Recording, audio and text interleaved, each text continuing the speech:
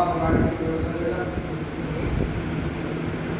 کا طرز عمل سیکھنے کے لیے اور اللہ رب العزت نے جو احکامات ہمارے اوپر نافذ کیے ہیں انہیں سیکھنے کے لیے سب سے پہلے ہم اللہ رب العزت کا شکر ادا کرتے ہیں کہ اللہ رب العزت نے ہم سب کو جو ایمان کی دولت سے نوازا ہے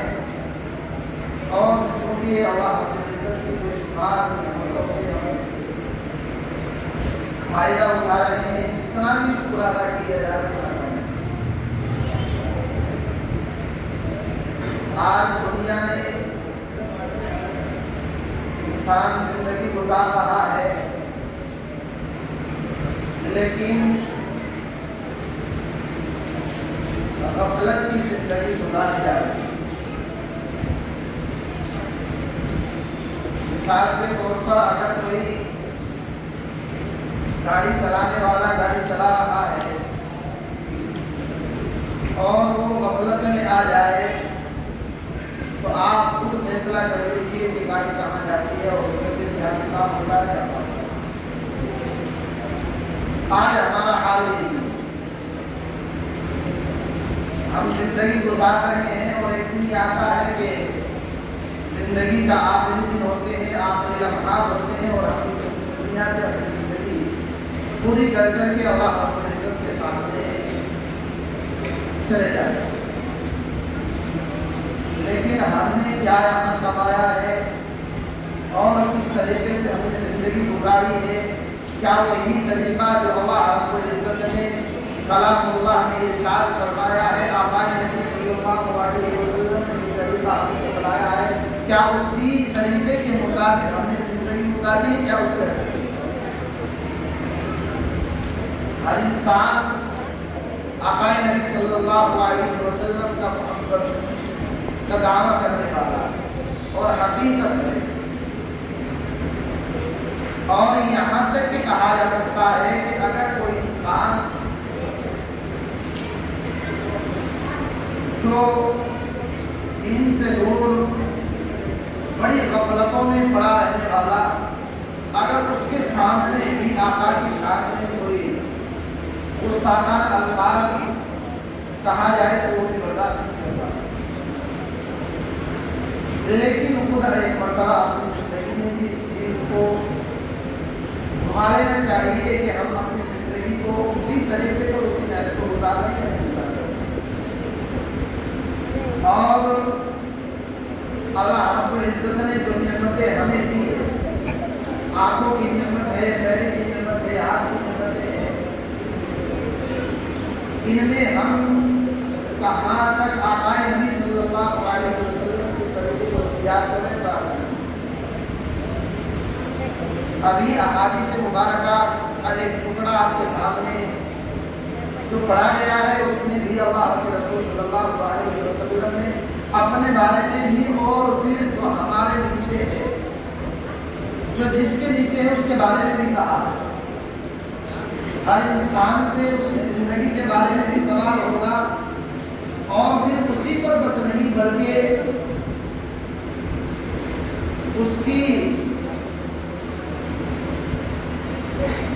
معیت میں جو زندگی گزار رہے ہیں، یعنی اس کے مثال کے طور پر باپ ہے تو بیٹے کے بارے میں اس سے سوال کیا جائے کہ اس کی خود کی زندگی کہاں گزری ہے اور اپنے بچوں کو اس نے کیا سکھایا، کیا نہیں سکھایا۔ جب انسان اللہ رب العزت کے احکامات پر عمل کرتا ہے اور اللہ رب العزت کا دھیان اپنے ذہن میں بٹھا لیتا ہے تو پھر وہ اپنی زندگی کو رفتہ رفتہ سدھار کی طرف لے جاتا ہے۔ سب سے پہلی بات یہ ہے کہ انسان اپنی زندگی میں اللہ رب العزت کے احکامات کو دیکھے اور خود اپنے اندر یہ دیکھے کہ مجھے بھی کوئی دیکھنے والا ہے، جو میں زندگی گزار رہا ہوں، جہاں رہ کر کے گزار رہا ہوں، چاہے وہ کسی بھی شعبے میں رہ کر کے زندگی گزارے، وہاں اللہ رب العزت اسے دیکھ رہے۔ جیسا کہ حضرت عمر فاروق رضی اللہ عنہ امیر المؤمنین ہیں، ان کی خلافت کا دور ہے، اور حضرت عمر فاروق رضی اللہ عنہ صبح کے وقت میں گشت کرا کرتے تھے، اور اسی گشت کے دوران میں حضرت عمر فاروق رضی اللہ عنہ صبح سویرے گھر سے نکلے اور جو ہے گلیوں کا گشت لگا رہے تھے۔ اب راستے میں دیکھا کہ اندر سے ایک گڑیا کی آواز آ رہی ہے، اور گڑیا اپنی بیٹی سے کہہ رہی تھی کہ بیٹی بکری کا دودھ نکال لے اور اس میں بعد میں پانی ملا دے۔ اب بیٹی نے کہا کہ امیر المؤمنین کی طرف سے حکم یہ ہے کہ کسی کے ساتھ جو ہے ناانصافی نہ کی جائے، کسی کو دھوکہ نہ دیا جائے، اور آپ حکم دے رہی ہے کہ ناانصافی کرنے کا، اور حضرت عمر المؤمنین کی طرف سے حکم یہ ہے۔ تو ماں نے کہا کہ کیا امیر المؤمنین یہاں دیکھ رہے ہو تو اپنے کمروں میں اپنے بستر پر آرام کر رہے ہو، کہ آپ کو کیا دیکھنے کے لیے آ رہے ہو؟ اب بیٹی نے جواب دیا کہ اگر امیر المؤمنین یہاں نہیں دیکھ رہے ہیں تو امیر المؤمنین کا جو بادشاہ ہے، اس سے اوپر جو امیر ہے، ہم سب کا جو بادشاہ ہے، کیا وہ تو دیکھ رہا ہے؟ اگر اس سے بھی ہم موجود ہے تو ملا لیں گے، ورنہ تو نہیں۔ تو گویا کہ ہر انسان کے دل میں یہ داعیہ ہونا چاہیے کہ میرا رب مجھے دیکھ رہا ہے، اور جب انسان کے دل میں یہ داعیہ پیدا ہو جاتا ہے تو پھر ہر وقت ہر سانس کو اللہ کے ذکر میں رہتا ہے، اللہ کے خوف میں رہتا ہے۔ ایک مرتبہ حضرت امام مالک رحمہ اللہ بہت بڑے امام گزرے ہیں اپنے دور، انہوں نے سفر کیا، راستے سے چلے جا رہے ہیں، اور راستے سے چلتے چلتے دوران سفر رات کا وقت آ گیا، رات کا وقت ہو گیا۔ اب جب رات کا وقت ہوا تو رات کو آرام کرنے کی ضرورت پیش آئی۔ اب انہوں نے کسی جگہ کو دیکھنا شروع کیا کہ کہاں جا کر کے آرام کیا جائے۔ کہیں دور چل کر کے اور ایک مسجد نظر آئی۔ جب ایک مسجد پر ان کی نظر پڑی تو ان کے ذہن میں بات آ گئی کہ رہنے کا اور رات کو گزارنے کا ٹھکانہ مل گیا، مسجد میں جا کر کے اپنی رات گزار ہوگا، آرام کرنا۔ اب جیسے وہ مسجد کی طرف گئے اور مسجد کے دروازے پر جا کر کے دستک دی تو دربان نے کنڈی کھولی اور معلوم کیا کہ کون ہے، کہ بھائی میں مسافر ہوں، آرام کرنے کے لیے، رات گزارنی ہے، آپ مجھے ٹھہرا دیجیے۔ اب دربان نے فوراً انکار کر دیا کہ یہاں کوئی مسافر خانہ نہیں ہے، مسجد ہے، یہاں کرنے کا آپ کو اجازت نہیں دی جائے۔ حضرت امام احمد بن حنبل نے پھر کہا کہ میں ایک مسافر ہوں، مجھے رات گزارنی ہے، صبح اٹھ کر کے چلا جاؤں گا۔ انہوں نے سختی سے منع کر دیا کہ یہاں آپ کو رات گزارنے کا وقت نہیں دیا جائے۔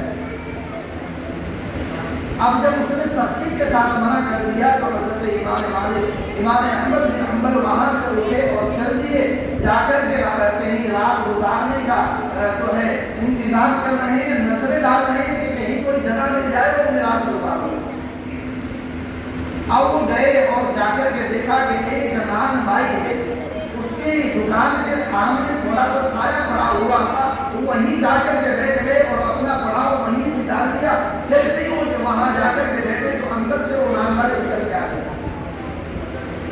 اب جیسے وہ نان بھائی اندر سے اٹھ کے آیا اور معلوم کیا کہ بھائی آپ کون ہیں، یہاں کیا لینے کے لیے آئے؟ حضرت نے فرمایا کہ بھائی میں ایک مسافر آدمی ہوں، مجھے رات کا وقت ہوا ہے اور رات گزارنی ہے، رات کو صبح ہوگی تو میں اٹھ کر کے چلا جاؤں گا۔ اب اس نان بھائی نے کہا کہ ٹھیک ہے، آپ کو رات گزارنی ہے، آرام کرنا ہے تو یہاں دروازے پہ نہیں بلکہ اندر چل کر کے میرے ساتھ آرام کر لیجیے، صبح ہوگی آپ اٹھ کر کے اپنے سفر اختیار کر لیجیے۔ اب حضرت امام احمد بن حنبل ان کے گھر پہ آرام کرنے لگے، ان کی دکان پہ آرام کیا۔ جیسے وہ نان بھائی صبح اٹھا اور اٹھ کر کے اس نے اپنے کام کرنا شروع کیا، آٹا اٹھایا، آٹا اٹھا کر کے گوندنا شروع کر دیا۔ اب ادھر اس کے ہاتھ جو چل رہے ہیں وہ آٹے میں چل رہے ہیں اور آٹے میں وہ اپنے ہاتھوں کو چلا رہا ہے، گھوم رہا ہے، لیکن اسی کے ساتھ ساتھ اس کی زبان پر جو ہے کبھی استغفر اللہ کی تسبیح آتی ہے تو کبھی سبحان اللہ کی تسبیح آتی ہے، کبھی الا اللہ کے ضربے اس کی زبان پر آ رہی ہے۔ حضرت امام احمد بن حنبل چارپائی پہ لیتے لیتے سارا ماجرا دیکھ رہے ہیں، سارا منظر دیکھ رہے ہیں، سارے منظر کو انہوں نے کھینچ لیا اور اس کا مشاہدہ کیا، اور پھر تھوڑی دیر کے بعد اس آدمی سے کہا، اس سلمان بھائی سے کہا کہ بھائی آپ کا یہ معمول کب سے چلا آ رہا ہے؟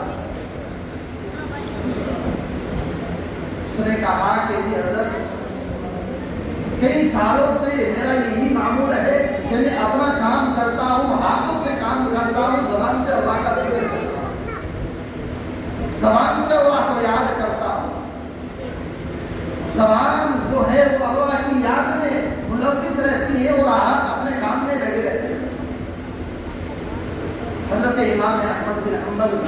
رحمہ اللہ نے اس سے کہا، اس آدمی سے اور سلمان بھائی سے، کیا تو نے اس ذکر کرنے کا کوئی فائدہ تجھے پہنچا ہے، یا کیا اس کی برکتیں تجھے حاصل ہوئی ہے، اس سے تجھے کتنا فائدہ حاصل ہوا ہے؟ اس آدمی نے کہا کہ جی مجھے اتنا فائدہ ہوا ہے، اس کی برکت سے مجھے اتنی چیز ملی ہے کہ جو میں اپنے رب سے مانگتا ہوں، اپنے اللہ سے جو درخواست کرتا ہوں، جو دعا کرتا ہوں، اللہ رب العزت میری ہر دعا کو سنتے ہیں، ہر دعا کو قبول کر لیتے ہیں۔ لیکن ایک دعا جو میں نے اللہ سے مانگی ہے، ایک تو نہ جانے کیا بات ہے، کون سی ایسی رکاوٹ ہے، ایک دعا ایسی ہے کہ جو میری سنی نہیں جا رہی ہے، ایک دعا ایسی ہے کہ جو میری سنی نہیں جا رہی ہے، میں خود پریشان ہوں، اس کی وجہ سے میں نے اور اپنا ذکر بڑھا دیا ہے۔ تو حضرت امام احمد بن حنبل نے اس سے کہا کہ بھائی وہ کیا چیز ہے، وہ کون سی دعا ہے، وہ کون سی درخواست ہے، وہ کون سی آرزو ہے کہ جس کے لیے تو نے اللہ سے کہا ہے؟ ساری دعا کو اللہ نے میری سن لیا ہے، لیکن اس بات کو نہیں سنا ہے، وہ کون سی دعا ہے؟ اس سلمان بھائی نے کہا کہ میں نے اللہ سے دعا کی ہے کہ وقت کے ایک امام ہیں جن کا نام ہے امام احمد بن حنبل، اللہ سے میں نے کہا ہے اللہ میری ان سے ملاقات کرا دیجیے، نہ جانے کون سی بات ہے آج تک میری یہ دعا قبول نہیں ہوئی۔ اب حضرت نے فرمایا، حضرت کے آنکھوں سے آنسو جاری ہوئے اور نیچی نظر کر کے کہا کہ اللہ تبارک و تعالیٰ نے اس دعا کو اس طریقے سے قبول کیا ہے کہ امام احمد بن حنبل تمہارے دروازے پر خود آ کر کے آیا ہے اور خود آ کر کے بیٹھا ہے، آپ نے اٹھا کر کے خود اس کو جگہ دی ہے، اللہ رب العزت کو تمہاری بہت سننے والے ہیں۔ تو دیکھیے جب کوئی انسان اللہ رب العزت کو اپنے دل میں بساتا ہے، جب کوئی انسان اللہ رب العزت کو یاد کرتا ہے اور اس کے احکامات پر عمل کرنے کی کوشش کرتا ہے، اللہ رب العزت کے ذکر میں لگتا ہے، استغفار میں لگتا ہے، تو اللہ رب العزت اس اس طریقے سے سنتا ہے اور تمام دعائیں ایک طرف اور یہ دعا اس کی ایک طرف کہ امام احمد بن حنبل خود اس کے بستر پر آرام کر رہے ہیں۔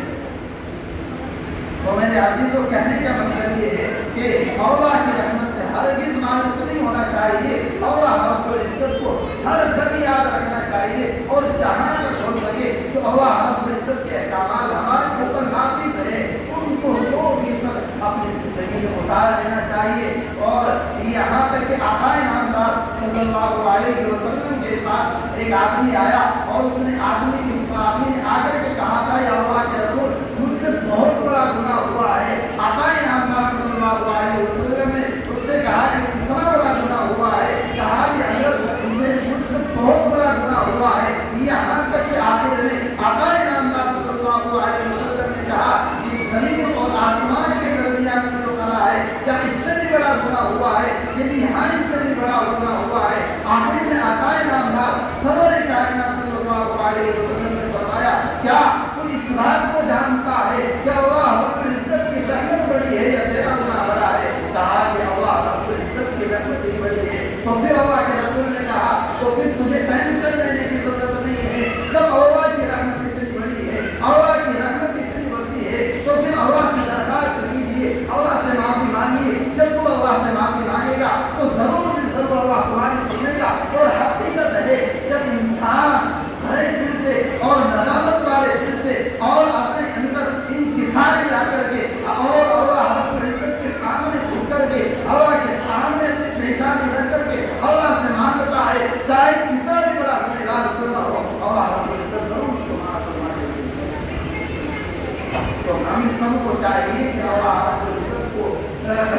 है। देखिए इंसान है, गुनाह होते हैं, गलतियाँ होती है, लेकिन ऐसा नहीं है कि अल्लाह रब्बुल इज्जत सुन नहीं रहा है। शर्त ये है कि हम अपनी गलतियों से माफी मांगे और ऐसी तौबा करें। ऐसी तौबा किसको कहते हैं? तौबा कहते हैं उसी को है कि जिससे ऐसी तौबा की जाए कि आज तक जो हो चुका है हो चुका है, आज के बाद जो बुरा हुआ है उसको अपने दिल में ला करके और दिल में ये तय कर लिया जाए, दिल में ये शर्मिंदगी के साथ इस बात को तैयार कर लिया जाए कि आज के बाद इस गुनाह को नहीं करूँगा, चाहे कुछ भी हो जाए, लेकिन इस गुनाह के करीब भी नहीं जाऊँगा। तो इंसान जब ये भी प्रयत्न कर लेता है तो गोया कि वो इंसान